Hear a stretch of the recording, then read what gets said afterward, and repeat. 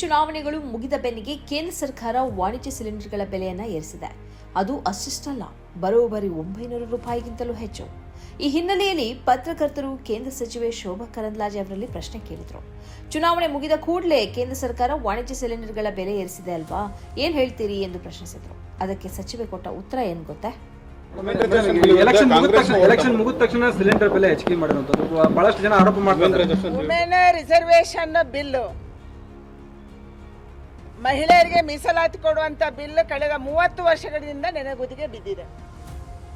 30 ವರ್ಷಗಳಿಂದ ಎಲ್ಲಾ ಪಕ್ಷಗಳು ಮೊಸಳೆ ಕಣ್ಣೀರು ಸುರಿಸಿದ್ವು, ಆದ್ರೂ ಮಾಡಕ್ಕಾಗಿಲ್ಲ. 2023ರಲ್ಲಿ ಮೊದಲ ಬಾರಿಗೆ ನರೇಂದ್ರ ಮೋದಿ ಅವರ ಸರ್ಕಾರ ಈ ಬಿಲ್ ಅನ್ನ ಪಾಸ್ ಮಾಡಿತು.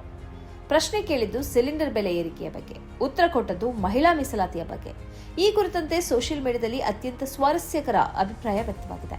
ಸಚಿವೆಗೆ ಕಿವಿ ಕೇಳದಿರುವ ಸಮಸ್ಯೆ ಪ್ರಾರಂಭವಾದದ್ದು ಯಾವಾಗ ಎಂದು ಒಬ್ಬರು ಪ್ರಶ್ನಿಸಿದರೆ, ಕರ್ನಾಟಕದ ಮರ್ಯಾದೆಯನ್ನು ತೆಗಿಬೇಡಿ ಎಂದು ಇನ್ನೊಬ್ಬರು ಪ್ರತಿಕ್ರಿಯಿಸಿದ್ದಾರೆ. ಇವರ ಈ ವಿಡಿಯೋ ಸೋಷಿಯಲ್ ಮೀಡಿಯಾದಲ್ಲಿ ಹಂಚಿಕೆ ಆಗ್ತಿರುವಂತೆಯೇ ಅತ್ಯಂತ ಸ್ವಾರಸ್ಯಕರ ಕಮೆಂಟ್ಗಳನ್ನು ಜನರು ಹಂಚಿಕೊಳ್ತಿದ್ದಾರೆ, ವ್ಯಂಗ್ಯ ಮಾಡ್ತಿದ್ದಾರೆ. ತನ್ನದೇ ಸರ್ಕಾರ ಬೆಲೆ ಏರಿಸಿದಾಗ ಅದನ್ನು ಸಮರ್ಥಿಸಿಕೊಳ್ಳುವುದು ಬಿಡಿ, ಕನಿಷ್ಠ ಆ ಬಗ್ಗೆ ಮಾತಾಡಲು ಭಯಪಡುವ ಸಚಿವೆ ಕರ್ನಾಟಕಕ್ಕೆ ಅವಮಾನ ಮಾಡ್ತಾ ಇದ್ದಾರೆ ಎಂದು ಅನೇಕರು ಬರೆದಿದ್ದಾರೆ. ಎಲೆಕ್ಷನ್ ಮುಗಿದ ತಕ್ಷಣ ಸಿಲಿಂಡರ್ ಬೆಲೆ ಹೆಚ್ಚಿಗೆ ಮಾಡಿರುವಂತದ್ದು ಬಹಳಷ್ಟು ಜನ ಆರೋಪ ಮಾಡ್ತಾರೆ. ವುಮೆನ್ ರಿಸರ್ವೇಶನ್ ಬಿಲ್,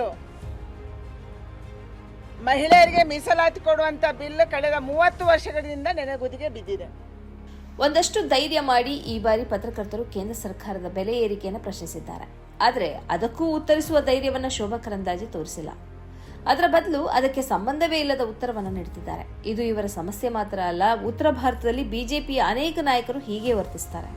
ಪತ್ರಕರ್ತರು ಕಠಿಣ ಪ್ರಶ್ನೆ ಕೇಳಿದರೆ ಅವರ ಸುತ್ತಲಿರುವ ಬೆಂಬಲಿಗರು ಜೈ ಶ್ರೀರಾಮ್ ಎಂದು ಹೇಳಿ ವಿಷಯ ಪಲಟ ಮಾಡ್ತಾರೆ. ಇದೀಗ ಕರಂದ್ಲಾಜೆ ಅದೇ ದಾರಿಯನ್ನು ಹಿಡಿದಿದ್ದಾರೆ ಎಂದು ಹೇಳಲಾಗ್ತಾ ಇದೆ. ಅಂತೂ ಸೋಷಿಯಲ್ ಮೀಡಿಯಾದಲ್ಲಿ ಶೋಭಾ ಕರಂದ್ಲಾಜೆ ಸಖತ್ ಟ್ರೋಲ್ ಆಗ್ತಾ ಇದ್ದಾರೆ. ಈ ಕಾರ್ಯಕ್ರಮದ ಪ್ರಾಯೋಜಕರು Gadiyar group of companies, specialised in piling and shoring, engineering consultancy, fire fighting, steel structures, real estate. Office, SIT Tower, Silicon Oasis, Dubai, UAE. ಸ್ನೇಹಿತರೆ, ನಿಮ್ಮ ಅದ್ಭುತ ಬೆಂಬಲದಿಂದ ಸನ್ಮಾರ್ಗ ನ್ಯೂಸ್ ಚಾನೆಲ್ ಈಗ 2 ಲಕ್ಷ ಸಬ್ಸ್ಕ್ರೈಬರ್ಗಳನ್ನು ದಾಟಿದೆ.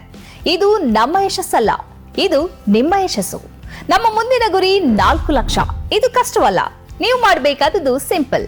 ನೀವು ಸನ್ಮಾರ್ಗ ನ್ಯೂಸ್ ಚಾನೆಲ್ ವಿಡಿಯೋವನ್ನ ನಿಮ್ಮ ಸ್ನೇಹಿತರಿಗೆ, ಕುಟುಂಬದವರೊಂದಿಗೆ ಹಂಚಿಕೊಳ್ಳಿ ಮತ್ತು ಅವರಲ್ಲೂ ಸಬ್ಸ್ಕ್ರೈಬ್ ಮಾಡಲು ಹೇಳಿ. ನೀವು ಶಕ್ತಿಯನ್ನು ಕೊಡಿ, ನಾವು ನಿಖರ ಸುದ್ದಿ ಕೊಡ್ತೇವೆ. ಧನ್ಯವಾದಗಳು.